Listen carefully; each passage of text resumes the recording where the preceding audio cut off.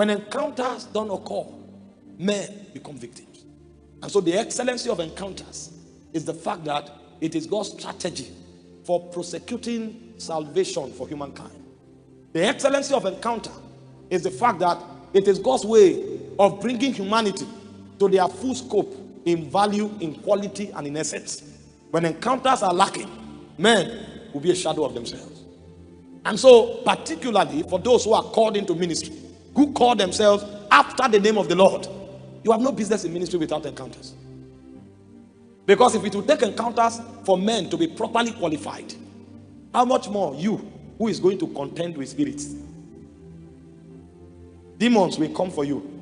Principalities and powers will come for you. The systems of this world will come for you. Because every realm of God, it is known that the church is the light. And so every time you want to on light, you are declaring war against darkness. And you think darkness will relax, and what you expect them? They will walk through government. They will walk through the economy. Demons themselves will break the law that governs the realm and appear to you. I've seen principalities enter my room to kill me before. It's against the law of creation that you traverse the realm without sovereign permission. An angel cannot manifest here until God permits him. A principality cannot break into this dimension unless it's permitted. But sometimes demons become so desperate that they break the law to kill you. They will face the consequence. If they see what you are about to do, the level of light you are about to bring, how can you then hope to engage ministry without requisite encounters? The quality of a man's ministry is the quality of his encounters. When you find people struggle, what they lack is encounters. They've not seen things, and so they are not building according to patterns. The patterns that survive, they are revealed on the mount. You know, Jesus was discipling people for over 3 years, but he didn't have the authority to say, now build, because he knew that discipleship is not enough. So he kept teaching day and night. Every meeting he went to, he carried them. But with all of those credentials of followership, they didn't qualify. This is where many people get it wrong. They say, I followed for 7 years, so I qualified to start my own. You will die. I've been here for 10 years, I will start my own. You will die. Jesus carried his disciples about. He never spoke about the church until encounter came. One day, he said, who do men say? I, the Son of Man, I am. And Peter said, you are the Christ, the Son of the living God. He said, flesh and blood had not revealed this to you. Thou art Peter. The next thing he said, upon this revelation, I will build my church. He didn't build the church on experience. He didn't build the church on discipleship. He didn't build the church on training. He didn't build the church on skill and charisma. He built the church on the offspring of an encounter. You have touched the realms immortal. And so now, it is right for me to allow you to begin to build. He said, I will build my church upon this revelation. If you didn't have that encounter, I would have remained here. Because our immutability in the spirit is tied to our encounters. There are certain encounters you will have that the devil will know your own matter is already forgotten. Upon this rock, I will build my church. So even though Jesus discipled them for 3 years, that was not a qualification to build on them. The only thing that empowered them to be able to be stewards of the church was the fact that one of them has been able to make contact with the Father. And so the foundation of reality is tied to our interaction with that eternal stone that dwells in Zion. If you have not encountered him, you can't build on it. The gate of hell will prevail. Because there is Hades that will come against you. And remember, you cast out demons. You don't cast out principalities. Principalities are warriors. The reason you cast out demons is because they look for occupancy in men. They are disembodied. But the principality came with his own body. He fell like an angel. In fact, he can manipulate his body. He says Satan has transformed himself to an angel of light. A principality is a dominion. They were created as curios. The word is curiotes. The only problem now is that they are cast from the realm of God, so they don't have a territory anymore. So what they do is that they fight for territory. That's why Paul was teaching. He said, finally, my brethren, be strong in the Lord and in the power of his might. Put on the whole armor of God, because where you are going to now, you hey, they are perverted beings. They will come, and like Daddy was saying a moment ago, they want to take you off your legal ground. That's why they seduce you. That's why they teach you rebellion. Because when you step out of your stronghold, they can now come for you. But what will shield you in the ring of principalities is the kind of encounter you have. And so we want to look at 4 things that encounters do for those who are stewards in the kingdom of God. Maybe I will take 4 persons as a case study to help our understanding better. Abraham, Moses, Paul, and Jesus. Abraham is the father of faith. Moses is one of the greatest patriarchs of the Old Testament. Paul is one of the greatest apostles in the New Testament, and Jesus is our Lord. And so the first thing you will find, because I want to talk, the first thing I'll talk about on encounters is that it activates and defines the protocol of a calling. Because I want to show you the qualification for a man who is called into ministry. Because they are twofold. In ministry, you are first of all called to be with him. Then you are sent to represent him. That's Mark 3:14. There are many who are called to be with him. They now sent themselves. It will take an encounter for you to be commissioned. If you send yourself, you'll be a victim. That's when you will discover the men who encourage you to start, they will not be there. 3 years before I started the work in Abuja, some people met me and said, the call of God on your life is heavy. In fact, I received more than 40 prophecies. I tied them and put in the pocket. Because I know better. If you don't have an encounter, you are finished. The warfare that will come will drown you. And the warfares I've faced since I started, I've not had them in all my life put together. But in the midst of the warfare, it looks as if nothing is happening. I keep swearing. Because I started in the premise of an encounter. One man came to me and said, our job is to sponsor your ministry. That's our own calling. You'll be preaching and praying. We will sponsor. Till date, he has not given me 1 naira. Do you know what that means? This is somebody who knows the president. He can call anybody in the country. He said, you preach and pray. We will sponsor. He has not given me 1 naira.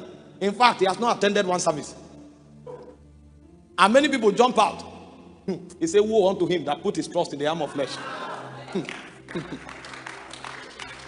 And so the qualification of a calling is embedded in encounters. And as I begin, you will see the 5 things that everyone who is called must have. If you don't have it, you're in trouble. And so let's begin with the activation of calling. I told you I'll be dealing with 4 persons. But let's give a foundational scripture. In Jeremiah chapter 1 verse 5. Jeremiah was born into a family of priests. But God, at this time, was looking for a prophet.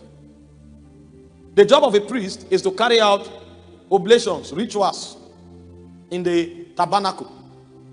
Matters of atonement, matters of legislation for God. But God was looking for a spokesman. Somebody who can hear him and speak for him. But he was from a lineage of priests. Now, there's nothing wrong with it. It's good to be a priest. It's a loving thing to be a priest. It's approved of God to be a priest. But if what you are doing is not from God, even if it is good, it's a disadvantage in your destiny. Some people think encounters only take sinners to the kingdom. One of the greatest crises of destiny is dislocation. Because there are many people who should be politicians. They are in a seminary college. Because it's a season of revival, they think everybody will be a preacher. And they will do seminary and fail in destiny. There are many people who should be in the business world. They are on their way to Pakistan to intercede for the nation. Prayer for nations is good, but that's not written for them. And so in this scripture, God began to speak to Jeremiah. I know by reason of culture and ancestry, you want to be a priest. It's good. Everybody should be a priest. But before you were formed in your mother's womb, before you came forth, I ordained you and I sanctified you to be a prophet. So you are not a priest. You are a prophet. You hear and speak for me. And you are not just any prophet. In case you read about the prophets of old and you pick one and adopt it for yourself, you say your own dimension of the prophetic is to uproot and to plant. So I use you as a bulldozer. So this man may not give word of knowledge to anybody, but this man will be a builder of nations. Because in Ghana, there are those who can look at you and say, yesterday, you went to so place around this time, did this, they will narrate it. They are forensic. That's beautiful. There's another prophet who may not give one person word of knowledge. But when he's praying, he will come out in the daytime and stand and say, this government will not come back to power again. And will go and sleep. You may not even know that one. In fact, you may not call him a prophet because he didn't describe the color of your singlet. But you see, there are different orders. And so this guy uproots nations and he plants nations. If he didn't have an encounter, he would have followed his father to be carrying incense to the tabernacle. Every day he will butcher a goat and put the hand of the sinner on top and confess his sin and carry it and pour on the altar. That's not his job. Only encounter opened his eyes. And so the first thing encounters do is that they activate your ordination. That unique ordination that you carry that makes you different from the 7.73 billion people in the world, it will take an encounter to isolate it. In fact, if you don't have an encounter, the many mentors you have will become the confusion of your destiny. Encounters will help you to find the right mentors. Because there are many people doing good things and great things. But encounter will be the one to tell you those who are in your tribe. So that you will know the direction that you will go. And so a man who does not have encounters does not have callings.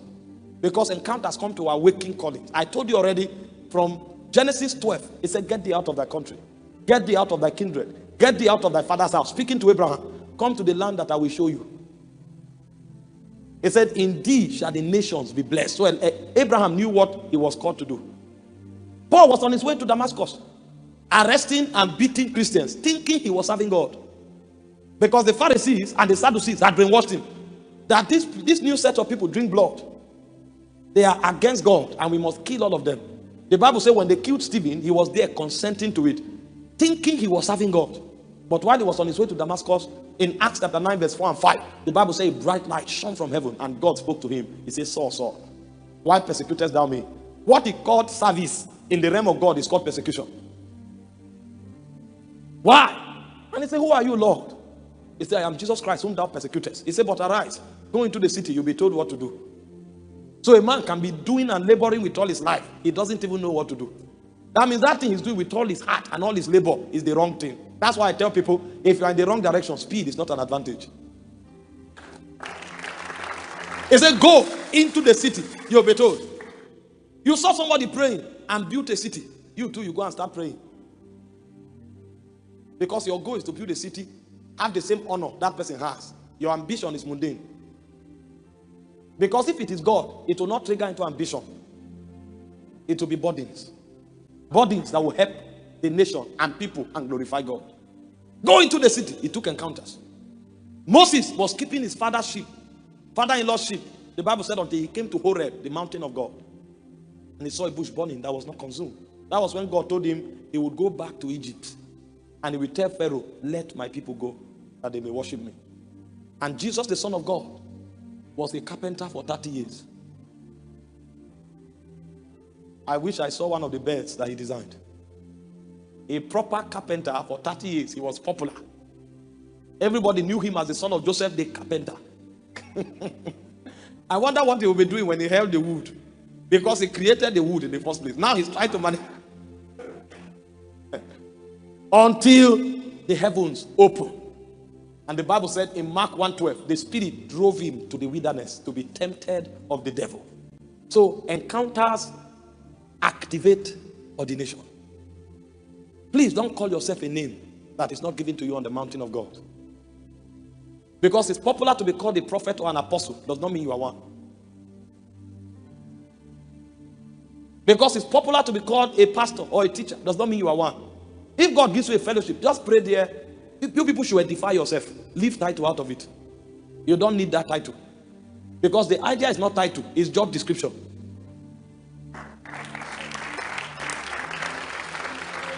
And it is that encounter that will furnish that job description. And even if you are told that, wait until the presbytery recognizes it and ordains you. It's a sign that you are not pursuing an ambition. And it also brings accuracy and balance to the body of Christ. There are many people with titles who have never been ordained. If that call is genuine, be patient. They will see it. You can't hide it. They will see it. Are we together? And so on the protocol of the calling, the first thing an encounter does is that it activates your ordination. On that same mountain of encounter, something happens. Strategies are given. Or better still, divine mandate is given. Let me explain that first. The reason there is so much competition in the church is because men have no encounters and men have no well-defined mandates. If what was shown you on the mountain is for you to travel around and represent God, why will I be moved if you're on every poster, if that is not what was told me? If both of us had encounters and I was told that my job is to pray for the nation from a prayer mountain, whether you are in America today, in Congo tomorrow, in London next tomorrow, it doesn't mean anything to me. Because in my own mandate, I was already told to squat somewhere praying. I will only be troubled if the grace for prayer is reducing. Because the grace to travel is not allocated to me. When my mandate was defined, I was asked to pray. And so I will only have a problem if I'm not praying. But because people don't have encounters and their mandates are not delivered, people are trying to do what is popular. And so if one person begins to organize weekly meetings, everybody begins to organize weekly meetings. If one person is traveling about because they feel that that traveling is more popular and bringing more honor, you'll find men of God go to different conferences. They are not going to be blessed. They are going to exchange numbers with other pastors and explain their ministry.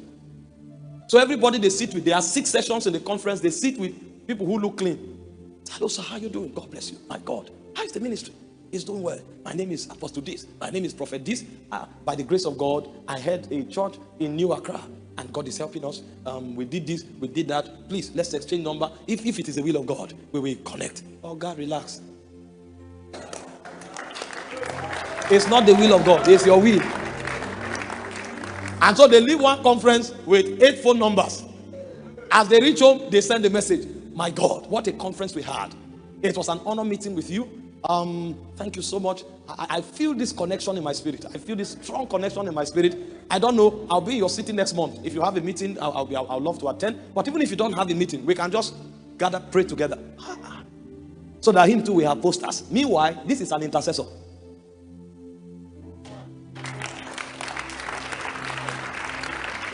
Because he doesn't have a mandate, he loves evangelists.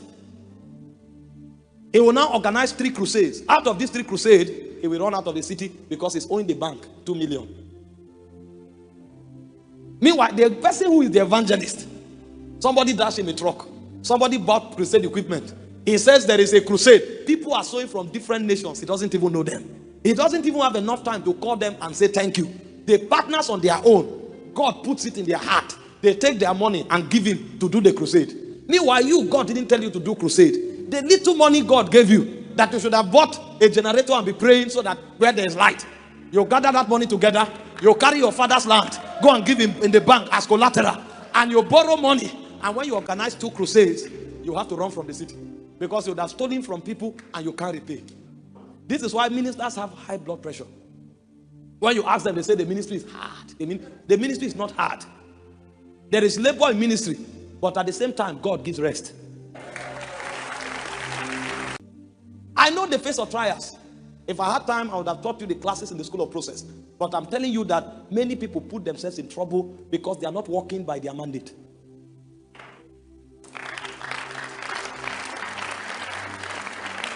It's not relevance in heaven. Not know you. If God says you are right, you are right. The one who gives the reward is not the crowd. The one who gives the reward is the one who gave the mandate. And so it's important for every minister to know their mandate and to work accordingly. That is what encounters do for you. And this is not speaking against inspiration. If you have a similar calling with someone else, he can inspire you to do greater things. But over and above that, it must be within the context of your mandate. The reason you find competition, restlessness, animosity, malice, gimmicks in church is because people don't know their mandate. If you know your mandate, it will bring you rest. If you know your mandate, it will bring you authority in your calling, accuracy in your delivery. But too many people don't know their mandate, and because they don't have encounters, they looked at what is reading. They started. When they now started, they discover they need wisdom. And because it was not a spirit that initiated it, they become stranded. So they shuffle things like a buffet. The second thing encounter will do for you in the protocol of the calling is that it will define your mandate. Abraham knew he had to come out and go to a land. Paul knew his ministry was to the Gentiles. He said Peter, James, and John were renowned among the Jews. He said he was sent to the Gentiles. In the days of Paul, Gentile ministry was not popular. In fact, they believed that God was not interested in Gentiles. But that was what God told him. And so eventually, he carried the gospel to the Gentiles. Everybody would have struggled to be relevant among their people, the Jewish people, because the Jewish man believed the calling is only for him. But God was sending somebody else to the Gentiles. This Gentile ministry, Paul will enter a city, sometimes they will stone him to death. But he still kept doing it. Because it was not about comfort, it was about mandate. Paul went to places, he was imprisoned. Paul went to places, he was flogged with 39 strokes. It would have been easy for him to say, come on. How many times have they flogged Peter? I'd rather return to my people. He knew his mandate. And so he kept at it. The second thing encounters will do for you as touching your calling is to define your mandate. I'm saying this so that those of you who are ministers, it will register in your mind if these things are there. If they are not there, it means you have to go back to God. Because if you continue with what you are doing, after a while, you become fake. Time will make sure of that. Warfare will make sure of that. Circumstances will make sure of that. Principalities and powers will make sure of that. You can't have accuracy except as you have a mandate. You can't have rest in ministry except as you have a mandate. Your mandate is the jurisdiction of your calling.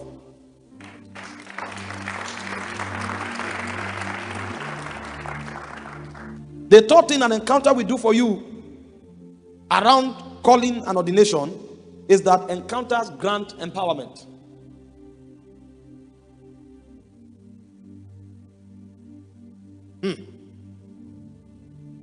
As I am now, even me, I know that I will not dare go to a forest and buy land. I know that one like I know my name. In fact, I will not plant the fellowship where I can't easily find buses to bring people. It takes authority from the mountain to come and buy a land in the forest like this one and turn it to a city. If you think it's pride, try it. They will pick your dead body from that forest if birds have not eaten you up. We are arrogant people. You'll see somebody doing something, you weigh his age. This person is 25. If he's doing this, I should do this. It's not age. There's a difference between age in time and age in light. Age in light is based on authority. It's based on height, how high you have traveled. Every man prosecuting destiny with ease has a measure of authority given to him. And that authority, they don't pick it from the road. They catch it on the mountain of encounter. God himself delivers it to men. After Abraham had that encounter and God told him, indeed shall the nations of the earth be blessed. Abraham knew that no nation could conquer him because he had become the inheritor of nations. And so when Lot was arrested, the Bible said Abraham took 318 trained servants in his house to pursue after 4 kings. Sir, how can 318 servants, not warriors, be pursuing after 4 kingdoms with trained soldiers who are not just soldiers taken unaware, soldiers who prepared to come to war? Are you not sick? But the man knew that when he encountered God, God told him that all the nations, indeed shall all the nations of the earth be blessed. So he knew he was a possessor of all the nations. And so Abraham, the Bible said, divided himself among them. And 318 men conquered 4 kingdoms with trained army, prepared for war. Hope you know that when Abraham was pursuing them, their morale was high. because they already came out of victory. They would have been mad with morale.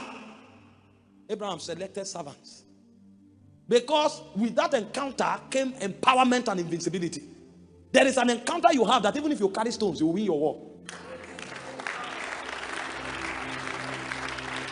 That's what Abraham carried. It is not tactical and it is not logical to carry servants to confront soldiers. Soldiers who are men of war. Because in those days, soldiers, they don't just engraft you at the latter stage of your life. When Goliath was to be defined, Saul told David, he said he was a man of war from his youth. When they check your stature and physique and see that you are fit for battle, they pick you from childhood and start training you. At least some of us here know about the Spartan warriors, that they train from the day they were born. So they are born warriors and they are also trained warriors. Fighting is all they do. Their joy is when they loot another nation. The spoils of war is what gives them joy. And then you carry servants. Servants with ears pierced. Servants who don't even have the confidence to walk where people are walking. You now carry them, give them bows and arrow to go and fight. It means something was happening beyond the arrow. It was later we discovered that these men fought from Zion. They didn't fight from earth, because eventually became the pattern of the Israeli people. They learned it from Abraham. When Moses was fighting the Amalekites, he sat on the mountain, lifted up his hands, and so long as his hand was up, Joshua was winning. They fought with another technology.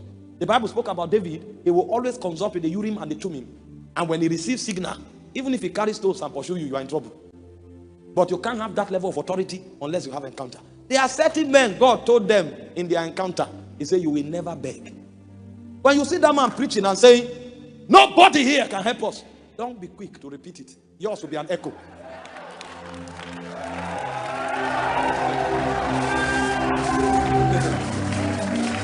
Because that day you said it is the day the person that would have given you $1 million came for service.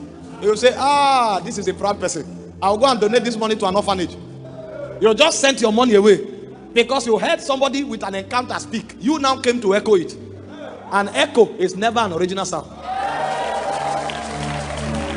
What makes your utterance original is that you caught it on the mountain.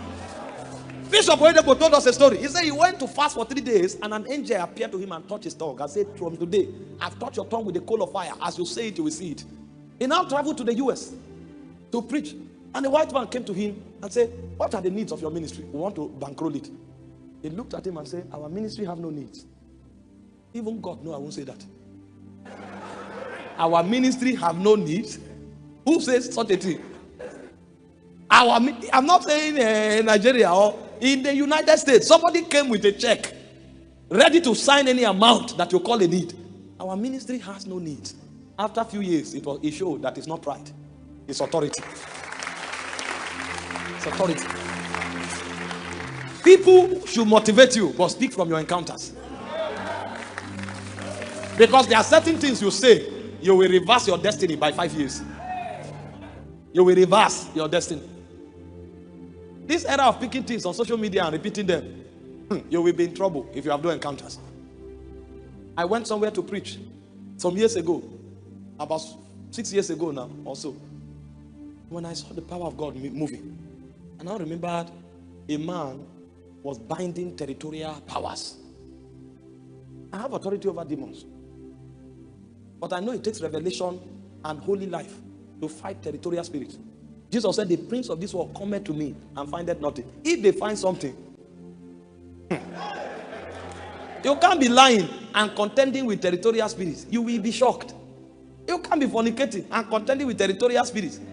You can't be disobeying God and contending with territorial spirits. I remembered what the man said. And I said, I bind the prince of the powers of the air over this region. As I was going home, they wanted to weigh me. The front left tire exploded. I said, maybe I'm excited because of the power of God that moved and was speeding. I now changed the tire and put the spare tire and started driving slowly. It wasn't up to 5 minutes. This one also exploded, the same tire. I came down from the car. I said, Lord, have mercy. I've traveled beyond my revelation. Because your authority is within the boundary of your revelation. I've gone beyond my ordination. Father, have mercy, have mercy, have mercy. He said, they that call upon the name of the Lord, they shall be saved. I call upon you now. Empowerment come from encounter. That's why you keep having encounters. Did you not read about Moses? He ran from Pharaoh, but God told him, return to Pharaoh. But when Moses was returning, he wasn't returning as the same Moses. Exodus chapter 4 verse 20, the Bible says Moses took the rod of God. The rod of Moses, please sit down. The rod of Moses became the rod of God. Exodus 7 verse 1, behold, I have made thee a God unto Pharaoh. He didn't become a God in the Bible school. Thank God for Bible school. They will teach you the ways of God. They will teach you doctrines, teach you the oracles of God. But authority does not come from Bible school. It comes from encounters. Your rod will not change to a serpent in the Bible school. It will change on the mountain of encounters.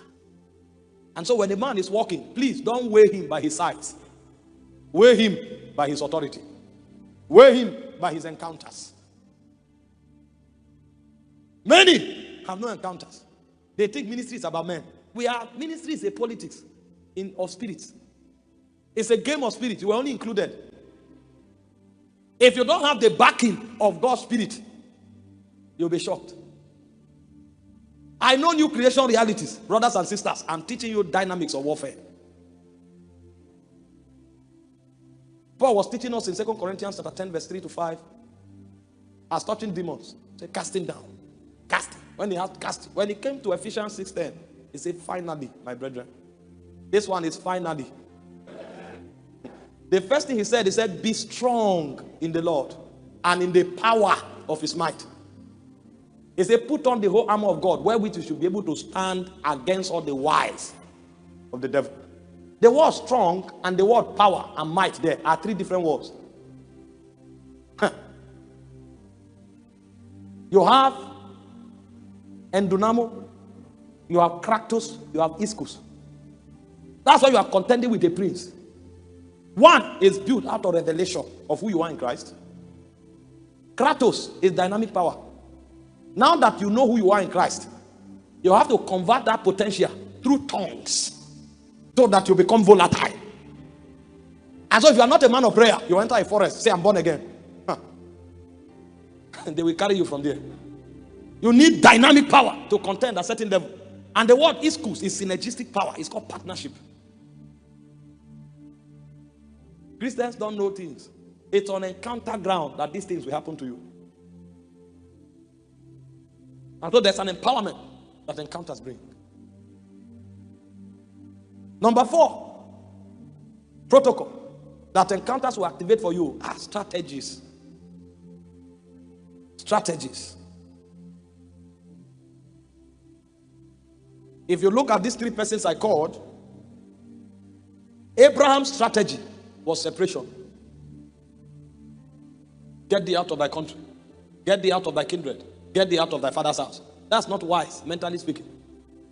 Because if you are in your country, at least you are a citizen. Your citizenship right gives you some immunity. If you are among your kindred, at least you have 1 or 2 people that will sympathize with you. And then if you are in your family, you have default followers. God now say, leave everything that is natural advantage. Lord, you want to start with me, and the first thing you want me to do is to become stranded. And as if it was not enough, the land he was being sent to, he was not told. He said, go to the land I will show you. So you are settled and established somewhere. God now say, come out and become a wanderer. And he started seeking for inheritance. Why don't you just establish me here? Is this not land? I thought land is soil. But there has to be a strategy given from encounter, so that God can be glorified. Moses' strategy was trust, obedience, and purging. Moses had to trust God to go back to the Pharaoh he ran from. And Moses had to obey God's commandment. And Moses also had to purge the children of Israel to be able to enter the inheritance. And see the way God told him. He said, when you get to your people, he said, as you are going, you will meet Aaron on your way. He will be your mouthpiece. Number 2, He said, when you go to Egypt, go to the elders first. Tell them what I've told you. He said, what if they doubt me? He gave him 3 signs. He said, now, after you have spoken to the elders, take Aaron and the elders and go to Pharaoh. If you don't have a strategy, you will go first to Pharaoh and say, I've met God. The outcome will be different. Even when God said, drop your staff, and he dropped it, he said, pick it by the tail. Because if you are not careful, the same power God gave you will kill you. Because if he picked it from the head, the serpent would have shown him that this is not drama. Pick it by the tail. When it has to do with destiny, specificity is too important. Destiny is not something you stumble on and say, this may work, that may work. Your life is lived once. Any casualty is forever and ever. The strategy that makes you effective in delivery of ministry is only encounter that will give you that strategy. And so when you find people asking questions about everything, they didn't meet God. It's ambition they are pursuing. It's not because they are not called, but perhaps they've not arrived Horeb. And thank God today is 40 days, because 40 is the journey to Horeb. Yes. Horeb is a 40 days journey. And so today, God will hit us strong. It will be heavy. It will be heavy. This night will be heavy. Horeb. We've come to Horeb.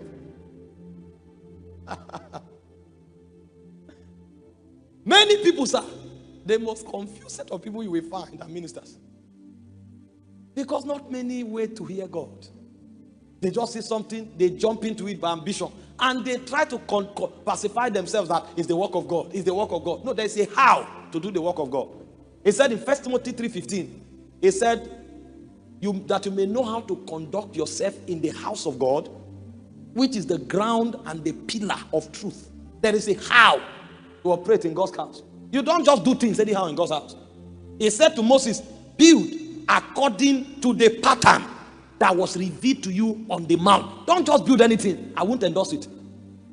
When Noah was building the ark, he gave him lengths. Measure it. Don't just couple wood together and say, God said I should build a boat. How did he say you should build it? And so there are those who have received their ordination, but they've not received strategy. And they'll not be patient enough to ask God to speak. They just jump out and start doing trial and error. And so before the strategy comes, they are already victims. God should have told you what to do. But you said, I saw God. God told me I'm supposed to start a prophetic ministry. Before the strategy came, you have borrowed money. They've already called you a thief. You've lost your integrity. And ministry runs on integrity. Meanwhile, if you have waited, God wanted to send you to Zarephath. There's a widow there to sustain you, but you didn't wait. That's why many ministers are in trouble. No strategy from Zion. That is working for A does not mean to work for you. That is the funny thing about spirits. It's so strange. So strange. God commands one person, he does something. He didn't command another person. The person does it and dies. And then you are wondering, why? He created every one of us to have a personal relationship with him. And so strategies are formulated. Paul's strategy is discipleship and church planting. The first apostles sat in Jerusalem. Church became big. They say, ordain deacons. Let's manage ourselves. Paul said no. The one God told Paul is, go to this city, start a church. Leave it, go to the next city, start a church. Ordain elders. All of them, apostles of Jesus, strategies different.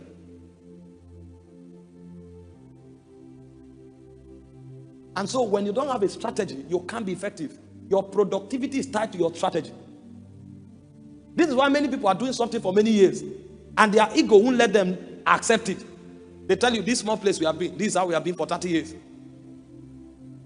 There's no divine strategy. The moment God starts giving strategies, productivity becomes natural. Because productivity is tied to strategies. And this is not something you copied from a business school. This is something downloaded from Zion. It's encounters that will bring it. And finally, before I talked about the final one, 2 things that strategy does for you is that it makes you invincible. Because if you are doing it how God says to do it, the devil can't trap you. And then the second thing strategy does is that it keeps God in charge. Because he's the one giving the directives. That's why you will never hear a man of God say my ministry, my church. Because it's God. God is the boss. God is the one running it.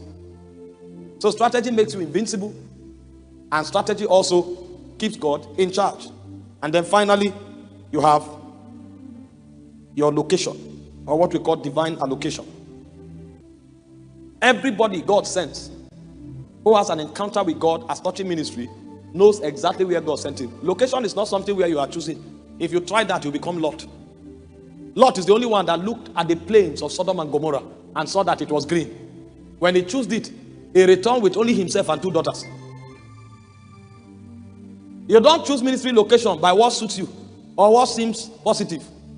Even marriage, some people enter marriage, they weigh the person and guess his bank account. Because he's wearing a tuxedo suit. When you get married, you'll be shocked. It's a model. They are giving him to wear it so that the suit will be bought. There's no dime in that account. And because you two are a treacherous person, God will allow you to.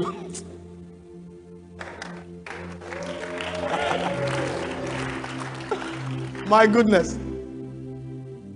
Don't choose Sodom because the plain is green. There are homosexuals there and you don't have the grace to contend them. But when time came for Abraham, he said, lift up thy eyes. See the way God responds. He said, look round about you. Everything you see, I've given you, including Sodom. That's why Lot was in Sodom. It's Abraham that saved him. It doesn't have to be in Sodom to save Sodom. How can you be in your own house? Somebody else is coming to save you. Because that one, he lifted up his eyes. Lot saw the plains of Sodom. Abraham saw the heights of heaven. That's what encounters do for you. As you start having encounters, God will tell you where to go. And if God tells you where to go, even if there's no food there, ravens will bring bread. Have you taken time to contemplate it? Where were they baking bread in those days? A time of famine. And even if anyone was able to bake bread, it would be the scarcest commodity. How can a bird come to find it and then take it every day for 2 years? Meanwhile, record has it that ravens are the most stingy birds. So if a raven labors to find bread, that raven knows what to do with it. It will eat it. But if God is the one that gave you that location, he said, your sons and your daughters shall come from afar. Strangers will stand to build your walls. If God is the one that told you to stay here, even if Ghanaians refuse to partner, God will send men from America to partner. That's how it works. Encounters. Sit down. I don't want to go to be high. Look at Abraham. Genesis 12:2. It said, go to the land that I will show you. God is the one that gives location. Location is not a product of human calculations or ingenuity. Exodus 3 verse 9 and 10. It said to Moses, go to Egypt. Acts 22 verse 21. It said to Paul, go to the Gentiles. You wonder why they were so effective in ministry?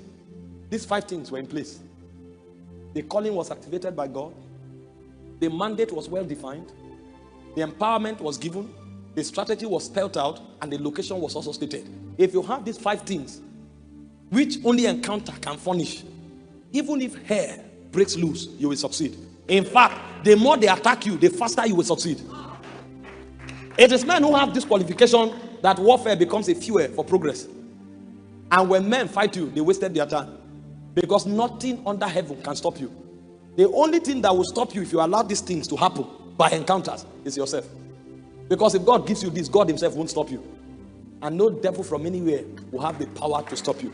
And so the first thing about the excellency of an encounter is that it activates ordination and it defines the protocol.